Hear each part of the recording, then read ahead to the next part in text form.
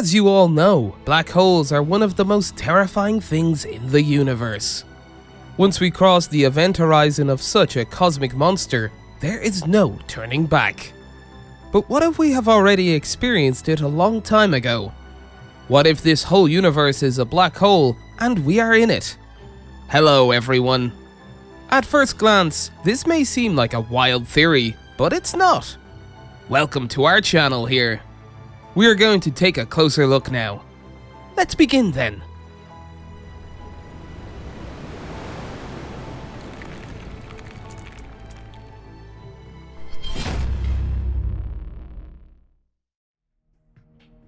What do monsters and the universe have in common? So, first of all, let us consider what the universe and a black hole in general could have in common. Black holes are formed by the contraction and collapse of enormous masses of matter to the point where they become invisible under any sophisticated microscope. In a stellar mass black hole, the core of an exploding supernova collapses, and in a supermassive black hole, a massive cloud of gas and dust or a huge protostar collapses entirely, but the principle is the same in both cases. The gravity of a celestial body depends on the density of the celestial body. As you probably learned in physics class, density can be calculated by dividing mass by volume. Black holes have enormous mass, but their volume is extremely small, so the gravity of their surface is so strong that they cannot break away, even at the speed of light. This very small point where matter condenses, or the sanctuary of the black hole, is called the singularity, and is located at the center of the black hole. The event horizon is formed in the region where gravity is maintained to the extent that even at some distance from the singularity, nothing can still escape.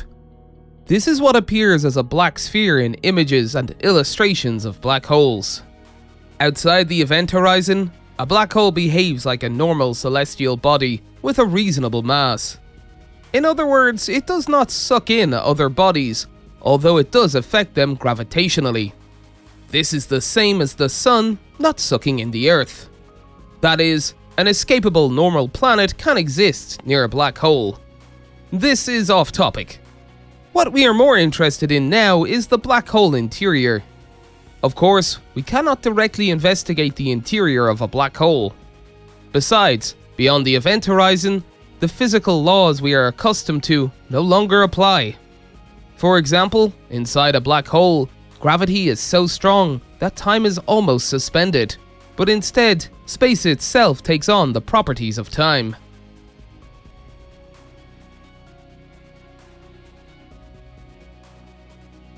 In the same way, inside a black hole, space cannot be turned back.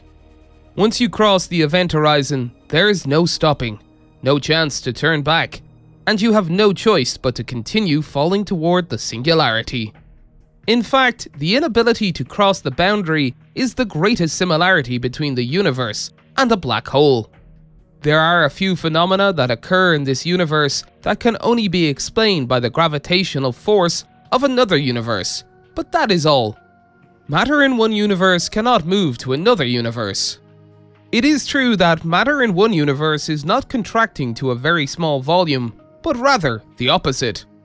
But even in a real black hole, rather than an abstract mathematical black hole, the singularity is not in the form of a point. For example, for a rotating black hole, the singularity should take the form of a ring. Although very small, the size is still not zero, and in any case, size is relative. For humans, viruses are extremely small, but conversely, for viruses, humans are tremendously large, right?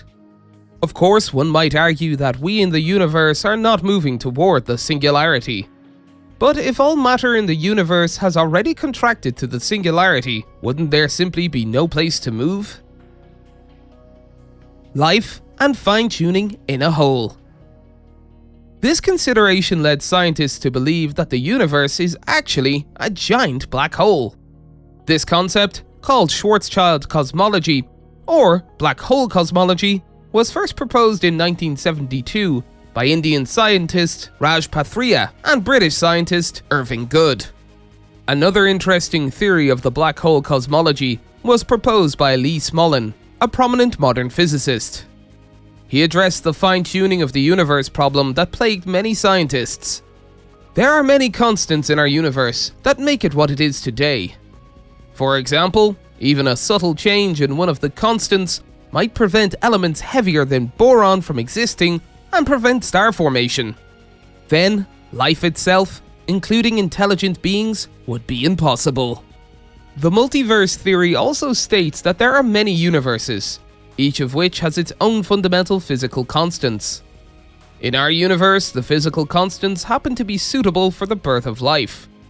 This is the same as the fact that the Earth is the only celestial body in our solar system that has the conditions for the birth of life. Smolin developed this hypothesis further. He hypothesized that the universe has been multiplying, so to speak, with the help of black holes. He believed that each time a black hole was created, a new universe with its own physical constants different from those of the mother universe would be born.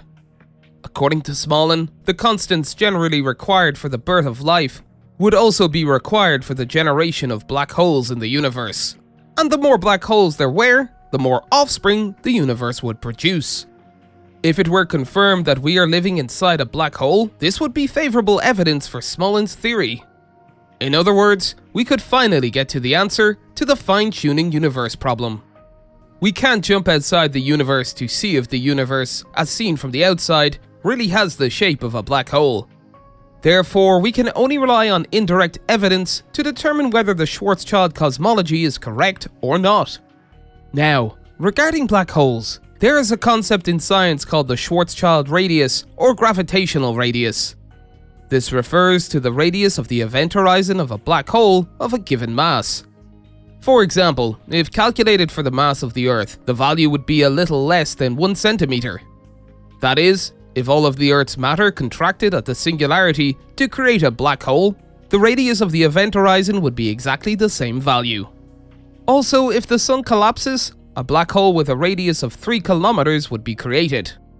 Various calculations show that the Schwarzschild radius would be 10 to 13 billion light-years if all the mass of the observable universe collapsed. If the black hole cosmology were correct, the Hubble sphere should also have approximately the same radius. The Hubble sphere is an imaginary sphere centered on the observer, outside of which all objects would be moving away from the observer at faster than light speeds due to the expansion of the universe, and thus would be invisible. The radius of the Hubble sphere is 14.4 billion light-years. This means that the Hubble sphere is larger than the Schwarzschild radius of the observable universe. But this could be explained by a simple error in the calculation. While some researchers support this idea, others claim that the concept of Schwarzschild cosmology itself is wrong. They point out that there are other problems with this model, and with Smolin's hypothesis, which is related to it. For example, black holes are not so called. As with any other celestial body, there is always something raining down on a black hole. Most of it is gas or cosmic dust, and when it falls into the black hole, it obviously increases the black hole's mass, albeit slightly. On the other hand, there is no indication that our universe has a steady supply of matter from somewhere outside. Also, black holes regularly collide with planets and stars and with each other. This is a very rare phenomenon, but it does happen. Our universe must have experienced similar collisions over billions of years, but there is no evidence of actual collisions. This concludes today's video.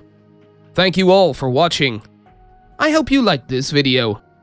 That is, there is some controversy as to whether or not we are actually in a black hole, and at this point, it has not been determined. But the most that mere humans like us can do would be to follow new discoveries and keep our eyes on the universe. Even if we found out if the universe is a black hole or not, it would still be beautiful and magnificent, wouldn't it? Please subscribe and like my channel. Then don't forget to share this video on social networking sites. Thank you all for your support for the development of this channel. That's it for now. Gentlemen, we will see you again soon. Bye!